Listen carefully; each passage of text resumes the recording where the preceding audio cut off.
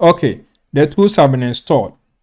Now we need to do an extra activity, and that is to download the database that we use for evaluating the genome assemblies.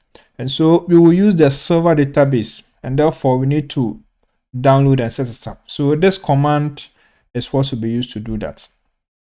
So let's first activate the environment and then download the SILVA database. So let's clear the screen first, and then let's activate the environment. So I will say conda activate Metagenomics, and then I am going to download the SILVA database. So I'll say QUAST download SILVA.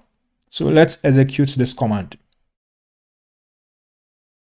So this will download the SILVA database for us.